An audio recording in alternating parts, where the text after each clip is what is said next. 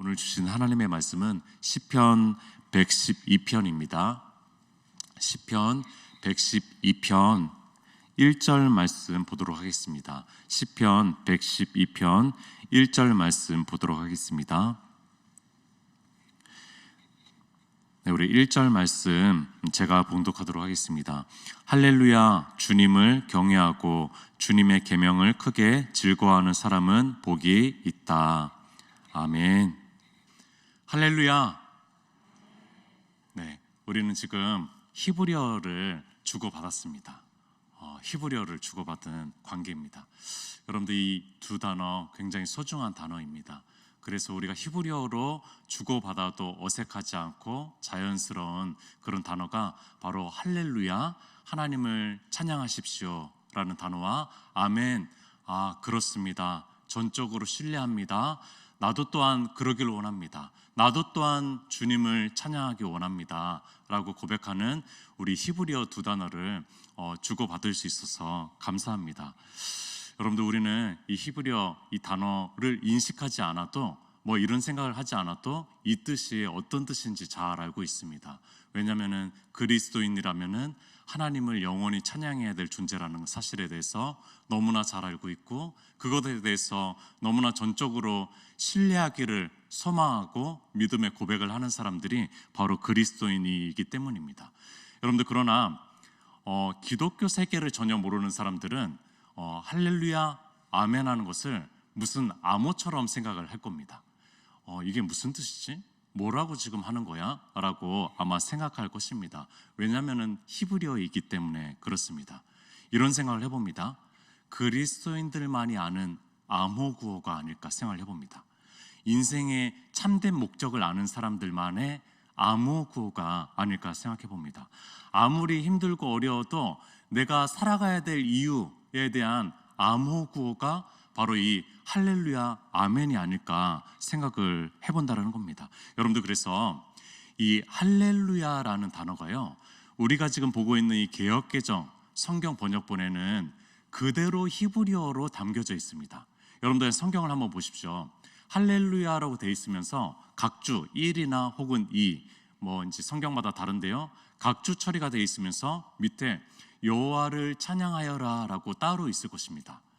굳이 여호와를 찬양하라고 번역을 하면 될 거를 한글화하지 않고 거의 몇 개가 안 되는데 그렇게 그냥 그대로 담는 것이, 근데 이 히브리어 할렐루야를 그렇게 담았다라는 거예요. 그렇게 소중한 단어라는 거죠. 할렐루야를 그대로 담았다는 겁니다. 그래서 할렐루야 그 자체를 외치기를 원했던 거예요. 이 번역가들이 할렐루야 자체를 외쳐보자. 사실은 이 할렐루야는요, 세계 만국 공통어입니다. 여러분들, 영어가 공통어가 아니에요. 여러분들, 영어를 모르는 사람도 이 할렐루야 아멘을 더 잘 알고 있습니다. 세계 만국 공통어가 된 거죠. 여러분들, 암호 구어임에도 불구하고 세계 만국 공통 암호가 됐다는 겁니다. 여러분들, 그래서 이 할렐루야 아멘은 그대로 읽게끔 되어 있습니다. 여러분들, 이 소중한 단어를 한 번만 더 해볼까요? 할렐루야. 네, 감사합니다. 늘 베데스다부 설교를 하다 보니까 이것이 굉장히 익숙해요. 왜냐하면 이제 교육적인 효과가 굉장히 있거든요. 할렐루야 했을 때 우리는 어떻게 반응해야 됩니까? 아멘이라고 반응해야 된다라고 얘기를 하면서 교육하는 거죠. 여러분들, 시편 111편에 이어서 112편 오늘도 할렐루야로 시작을 합니다. 그리고 113편은 할렐루야를 시작해서 할렐루야로 마무리를 짓습니다. 여러분들, 146편 시편의 마지막 5편은요 할렐루야로 시작해서 할렐루야로 끝나는 할렐루야 시편입니다. 여러분들, 그러니까 굉장히 중요하다는 거죠. 여러분들, 할렐루야로 시작했다는 것은 이런 뜻입니다. 찬양할 준비를 하십시오. 찬양하는 입술이 될 준비를 하십시오. 찬양의 삶, 당신이 어떤 자리에 있든지 간에 찬양의 삶을 살아갈 준비를 하십시오 라고 외치면서 이제 찬양의 가사들을 얘기해 주는 겁니다. 여러분들, 이 요청에 우리가 진실하게 아멘이라고 대답할 수 있었으면 좋겠습니다. 여러분들, 어떤 자리에든 할렐루야를 주님께서 들려주신다면은 우리가 그 자리에서 오늘 찬양의 삶을 살겠습니다. 나 지금 찬양하기를 원합니다. 라고 진실하게 고백할 수 있는 우리 삶이었으면 좋겠습니다. 자, 그러면은 찬양의 가사를 한번 보도록 하겠습니다. 어떤 찬양의 가사로 요청하는지 보도록 하겠습니다. 오늘 읽었던 1절입니다. 할렐루야, 여호와를 경외하며 그의 계명을 크게 즐거워하는 자는 복이 있도다 라고 얘기합니다. 여러분들 오늘 시편에서는요 111편, 112편, 113편 다 다릅니다. 여러분들 오늘 시편에서는요 찬양하라고 하는 이유는 복이 있기 때문입니다. 복이 있는 인생이기 때문입니다. 여러분들 이 복이라는 단어, 축복받는다, 또 복을 받는다라고 하는 바락이라는 히브리어 단어가 아닙니다. 여러분들 그 버락 오바마 전 대통령 아시죠? 버락, 축복이라는 말이거든요. 축복이라는 말이에요. 이 버락이라는 뜻이 아닙니다. 여러분들 오늘 이 단어는 아쉐르라고 하는 굉장히 가슴 뭉클하고 굉장히 의미심장한 그런 히브리어 단어거든요. 행복이 가득한, 행복한, 어떤 사람은 이렇게 얘기했습니다. 다시 없는 행복이라고 얘기를 했습니다. 그러니까 행복하기 때문에 찬양하십시오라고 얘기하는 거예요. 행복한 삶이기 때문에 찬양하십시오라고 얘기하는 것입니다. 여러분들 행복하십니까? 여러분들 이 질문을 던지면은 참 답하기가 쉽지가 않습니다. 좀 잘 지내십니까? 라고 질문하면은 그럭저럭입니다. 잘 지내고 있습니다. 라고 대답하겠는데 행복하십니까? 라고 하면은 네, 정말로 행복합니다. 라고 대답하기가 쉽지 않다라는 겁니다. 여러분들 그런데 시편은요, 시편 1편부터 처음부터 행복에 대한 이야기입니다. 복 있는 사람은 이라고 얘기합니다. 여러분들 이것이 아쉐르입니다. 아쉐르. 행복한 사람에 대한 노래. 행복한 사람들끼리 한번 노래해보자. 행복한 사람이니까 우리 함께 노래하는 거야. 자, 행복의 길을 알려줄게. 이것이 행복이야 라고 하면서 시작하는 것이 시편이라는 거예요. 여러분들 중간에는 애환도 있고 어려움도 있고 고통도 있고 억울함도 있고 슬픔도 있지만, 그러나 결국에는요 행복을 향해서 나아가는 인생이 바로 그리스도인의 삶이라는 겁니다. 그 노래를 한번 불러보자는 것이 바로 시편 찬양집이라는 것입니다. 여러분들 우리가 우리의 길을 순례의 길이라고 스스로 얘기하잖아요. 천성을 향해서 나아가는 순례의 길이라고 얘기하고 우리 스스로를 순례자라고 얘기합니다. 여러분들 순례라는 말을 생각해 보면은 고행의 길, 철로 역정 그런 것을 생각하기가 쉬운데요. 그러나 여러분들 오늘 이 또 시편은요 이런 얘기들을 하는 거예요. 하늘 향한 순례의 길에 행복 가득한 일들이 있을 것이다. 행복한 삶이 될 것이다. 행복을 누려질 수 있을 것이다. 다시 없는 행복을 누릴 수 있을 것이다. 순례의 종착지인 천국에서뿐만이 아니라 그 과정의 여정 속에서도 행복한 삶들이 많이 있을 것이다 라고 얘기해 준 것이 바로 오늘 시편이고 또 시편의 이야기라는 겁니다. 그래서 오늘 찬양 불렀던 찬양, 주와 같이 길 가는 것 고행이 길 아닌가, 그게 아니라 여러분들 주와 같이 길 가는 것 즐거운 일 아닌가 이렇게 얘기하잖아요. 뭐 질문의 이야기긴 합니다. 뭐 100% 우리가 즐거운 건 아니니까 즐거운 일 아닌가.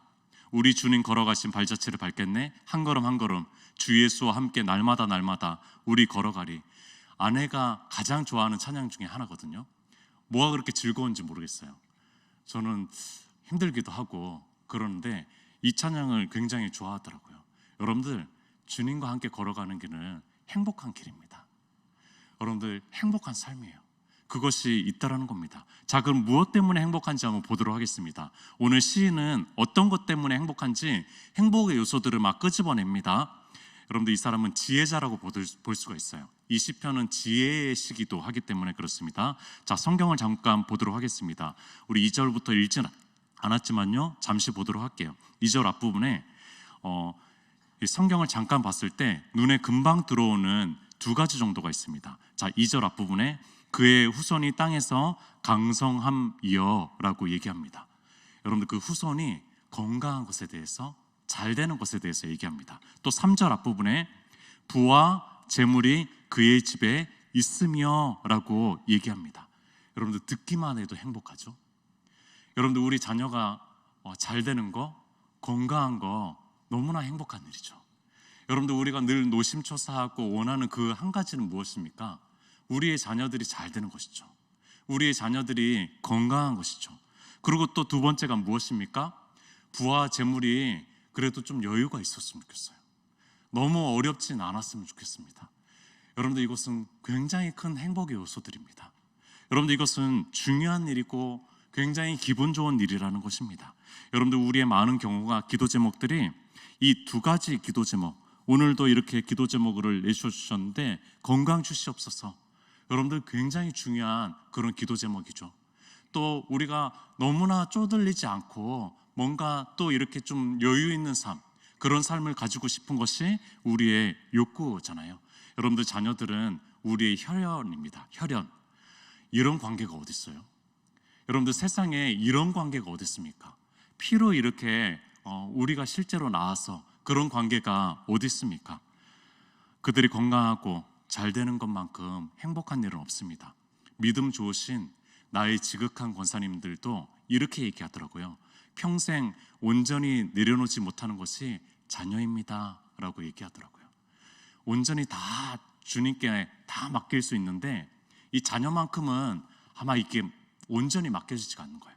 늘 걱정이 되고 노심초사가 되고, 그것이 아주 신앙 좋으신 권사님들도 고백하는 고백이더라고요. 여러분들 이것이 부모의 마음입니다. 부모의 마음이에요. 여러분들 그리고 경제적 여유가 주는 만족과 여유와 행복감이 분명히 있습니다. 왜냐하면 우리는 육신을 가지고 있고 물질 세계를 살아가고 있기 때문에 그렇습니다. 여러분들 광야를 지나가고 있는 이스라엘 백성들이 하늘의 음식으로 감탄했던 만나, 메추라기가 지긋지긋해지기 시작합니다. 여러분들 무상으로 제공했다 그래서, 전적인 은혜로 제공했다 그래서 그것이 입맛이 막 이렇게 변질되지 않는 거 아니에요. 왜냐하면 우리는 육신의 존재니까요. 우리는 다양한 음식을 먹고 싶으니까요. 다양한 것들을 누리고 싶으니까요. 여러분들 광야는 힘듭니다. 고생입니다. 고생 자체가 행복감을 주는 것은 아닙니다. 고생을 어떻게 해석해내느냐가 행복을 줄 수는 있겠지만 고생 자체가 행복을 주는 것은 아닙니다. 여러분들 문명이 발달하는 이 사회 속에서 물질이 더 중요합니다. 왜냐하면 물질로 더 많은 것들을 누릴 수 있다라고 보여지기 때문에 그렇습니다. 여러분들 이것이 육신을 가진 사람입니다. 그래서 이 건강과 물질 중요하다라고 생각이 듭니다. 베데스다부 설교할 때 질문들을 많이 던지는데 이런 질문을 한 적이 있었습니다. 부자가 되고 싶은 사람, 이렇게 하니까 수많은 성도님들이, 우리 베데스다부 지적장애 자폐성 성도님들이 그렇게 많이 손을 들더라고요. 그렇게까지 반응이 없거든요. 근데 그렇게 많이 손을 들고 우리 선생님들도 그렇게 손을 많이 들더라고요.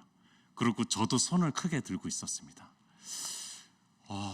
여러분들 이것이 또 우리의 마음이라는 생각을 해봅니다.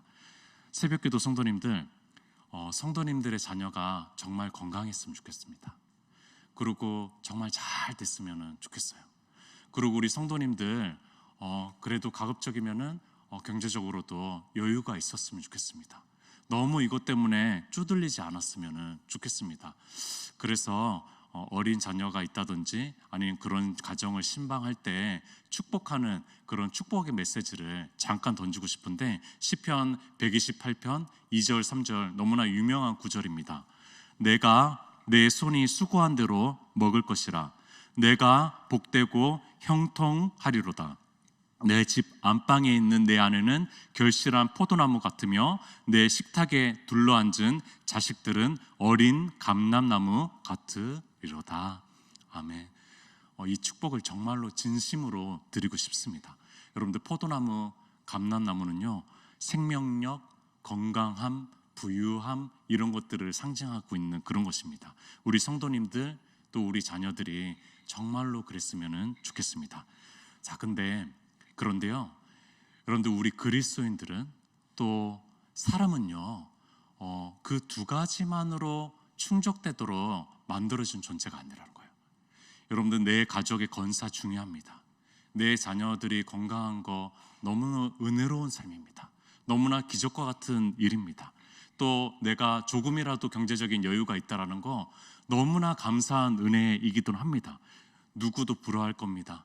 세상 사람들이 예수 믿은 거 너무나 잘했다라고 얘기할 수도 있습니다.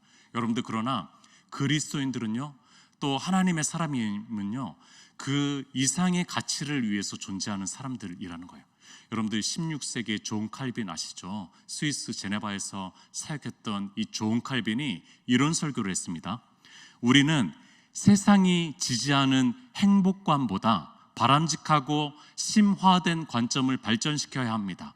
세상적 관점의 행복은 안락함과 명예와 거대한 부의 소유에 달려있지만, 그러나 우리 그리스도인들은 보다 바람직한 진정한 행복관으로 발전시켜야 합니다 라고 하면서 이 메시지들을 전개해 나갔습니다. 여러분들, 오늘 시편에 다른 행복의 요소들을 볼 거예요. 여러분들, 이것이 우리의 가족의 건사함, 건강함, 또 물질적인 부유함, 그런 행복감 이상의 가치들이라고 생각을 합니다. 한번 볼까요? 4절을 보겠습니다. 정직한 자들에게는 흑암 중에 빛이 일어나나니 그는 자비롭고 긍휼이 많으며 의로운 이로다. 여러분들, 정직한 삶에 대해서 갑자기 얘기합니다. 5절, 은혜를 베풀며 꾸어주는 자는 잘되나니 그 일을 정의로 행하리로다.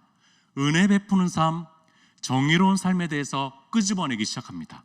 6절, 그는 영원히 흔들리지 아니하며 의인은 영원히 기억되리로다 라고 하면서, 아까 가족의 건강 얘기했고, 또 물질적인 지금 현재 누리는 부유함, 재물에 대해서 얘기했었는데, 갑자기 영원히 기억되는 존재에 대해서 얘기하고 있습니다.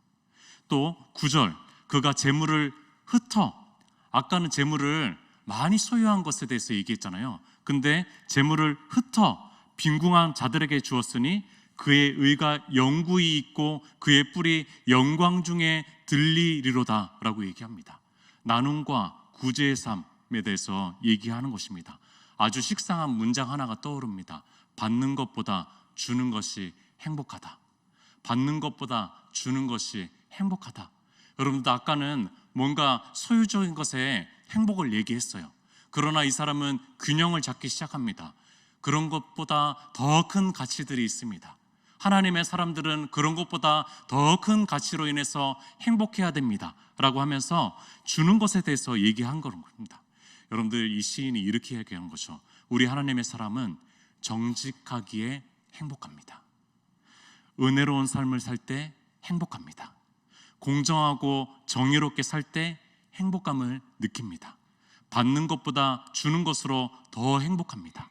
그렇게 우리는 영원히 주님께 기억될 때 행복합니다 라는 얘기를 하고 있는 것입니다.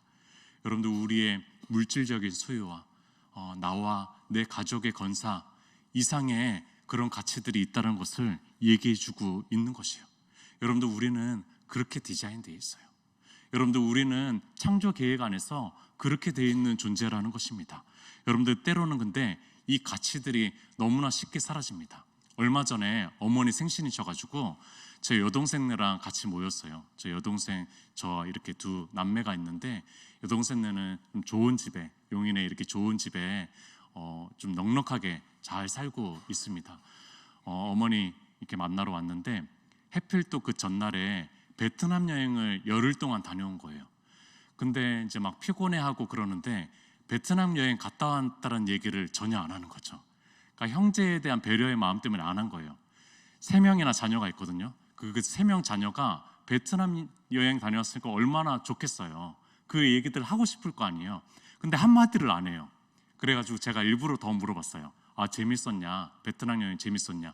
근데 제가 이렇게 막 물어보는데 행복에서 제가 밀리는 느낌을 듣는 거예요. 행복에서 막 밀리는 느낌이 막 들고, 이런 세상적인 행복, 이것들이 막 부럽다 마음이 드는 거죠. 제 여동생은 이제 신앙생활을 하지 않거든요.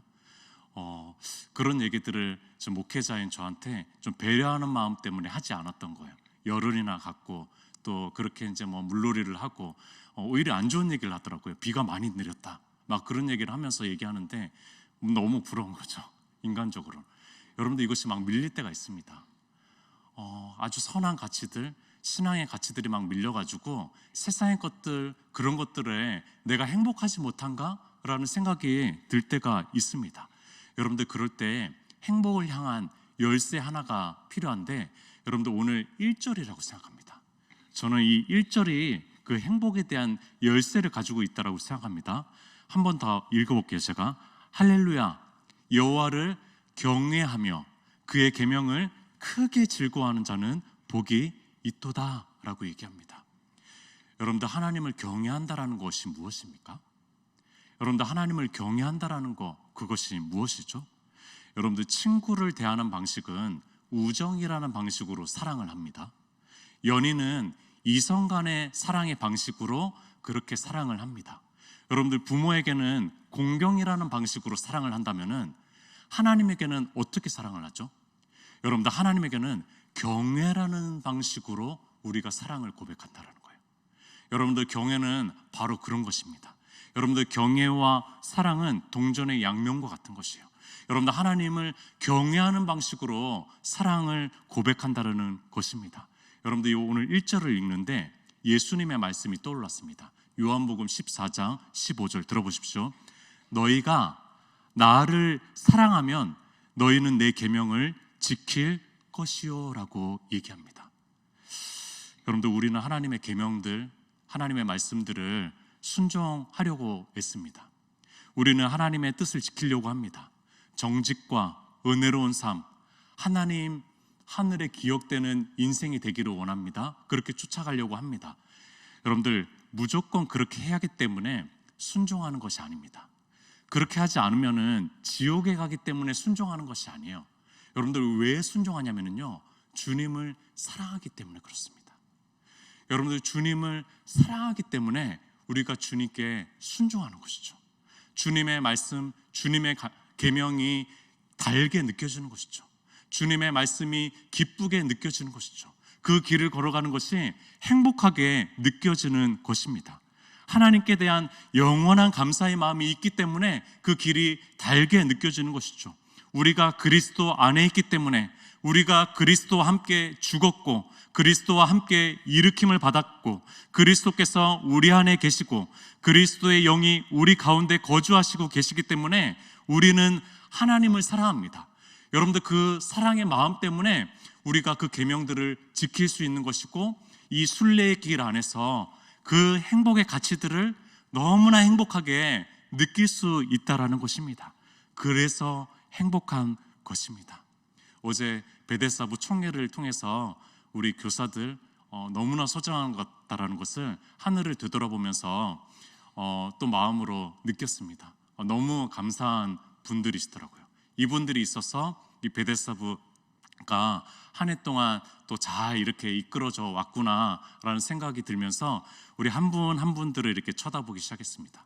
가장 연장자이신 우리 부부로 섬기시는 교사분 두 분을 얘기하는데 눈물이 이렇게 왈칵 또 쏟아지더라고요. 너무 감사한 분들입니다. 그 분들이 일전에 이런 얘기를 해줬거든요. 건강이 허락되는 데까지 내가 이 부서를 섬기겠습니다. 그런 얘기를 해줬는데 그 생각이 났던 것 같아요. 마음에서 울컥하는 마음이 들었습니다. 여러분들 그런데 제가 좀 베데스다부를 계속 섬기고 목회를 조금이라도 하면서 느끼고 또 담임 목사님의 말씀을 좀 듣고 하면서 깨달아지는 게 있어요. 베데스다부 친구들을 막 소중하게 여기고 아끼고 특별히 장애인에 대한 마음이 있다고 하는 선생님들은 좀 금방 나가십니다. 생각보다 오래 하시질 않아요. 그런데 주님을 정말로 사랑하고 또 사랑하고 하는 선생님들이 오래 계시더라고요. 그냥 좀 밋밋해지기도 합니다. 베데스다부 친구들이 매너리즘이 빠지기도 해요. 막 의사소통이 막 되는 건 아니잖아요. 누가 알아주는 그런 사역도 아닙니다. 그런데 그분들은 주님을 정말 사랑하는 거예요. 주님을 사랑하는 것 때문에 섬기니까 10년, 20년, 30년 사역하는 거죠. 담임 목사님 말이 맞더라고요. 주님 사랑하는 것 때문에 사역해야 되더라고요. 주님 사랑하는 것 때문에 베데스다부 섬겨야 되고, 주님 사랑하는 것 때문에 청소년들을 섬겨야 되고, 주님 사랑하는 것 때문에 어린이들을 섬겨야 되고, 주님 사랑하는 것 때문에 은혜 동산과 여러 사역들을 섬겨야 되더라고요. 그래야 행복합니다. 그래야 행복할 수 있어요. 저도 이 비결을 깨달으니까 베데스다부 성도님들이 한 번씩 좀 질릴 때도 있고, 조금 힘들 때도 있고 하는데, 결국에는 주님 사랑하는 마음으로 해야지, 이 마음이 듭니다. 여러분들 주님 사랑하는 마음 때문에 오늘 이 순례의 길이 행복했으면 좋겠습니다. 정말 행복한 삶이 되었으면 좋겠습니다. 우리 함께 기도하도록 하겠습니다. 우리를 행복한 삶의 길로 부르십니다. 그런 삶이 오늘의 삶이 될 수 있도록 우리 함께 기도했으면 좋겠습니다. 우리 주여 한번 외치고 기도하도록 하겠습니다.